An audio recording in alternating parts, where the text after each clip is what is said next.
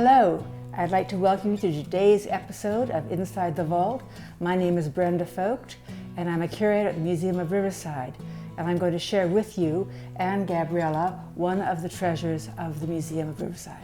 Yeah, thank you, Brenda. And we're here to highlight everything that we have going on at the museum and some specialties just like this. And I think, just diving right into it, to the naked eye and even just me walking into the room, it almost looks like a quilt, but it's so much more than that. And this is actually called a story cloth. There we go. And it's called a story cloth because it tells a story. We think of stories coming from books. Well, other people will put their stories on textiles or other kinds of material. The people that made this cloth have a long history in Asia. They're thought to have come from Tibet, then more recently from China, the area of the Yellow River, but that was about 5,000 or 6,000 years ago. And then more recently, they're farming folks. They live in mountainous areas, and they migrated. They walked because if you're slash and burn agriculture, you deplete the soil, and then you move to another lot of ground, and you cultivate it until you deplete it. So they somehow walked all the way down China and ended up in more recent years in the 20th century in Thailand, Laos, and Vietnam. Wow, very interesting. And there still are Hmong people living in Banning, correct? Banning was one of the destinations for the Hmong that came to the United States. Wow. And there's a substantial population in the Banning area. This textile was made by a Hmong woman or a girl, probably a woman because of the subject matter, living in the Banning area. It was given to us within the last 20 years.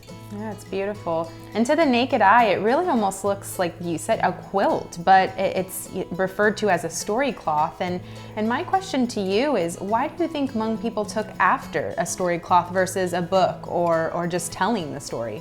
Well, when you tell stories, it changes from telling from one person to the next. The Hmong did not read or they could not write, so they didn't have a history or a tradition of the written word, and they did draw and they did embroider.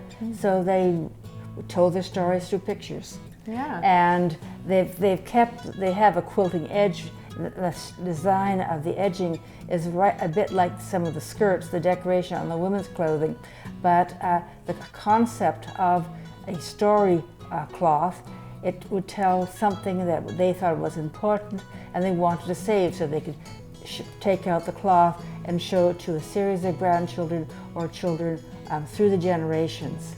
And this particular cloth, if you look at it and you think, what do you think it is? Well, they were farmers, mountainous farmers, and there's a lot of farming subjects, agriculture on this cloth. And what I think is really neat is, like you were kind of getting into, is that you can tell what the general story is trying to be told, but it's almost up for interpretation a little, almost like you can put yourself in their shoes a little bit easier, I feel like, rather than just plain text. So it's very fascinating. Every time you look at it, I feel like you find something different to look at. It's like your eyes are just going elsewhere. What are some of the activities that you can maybe describe to those watching? Well, they're feeding the chickens. You see the grains being thrown at them.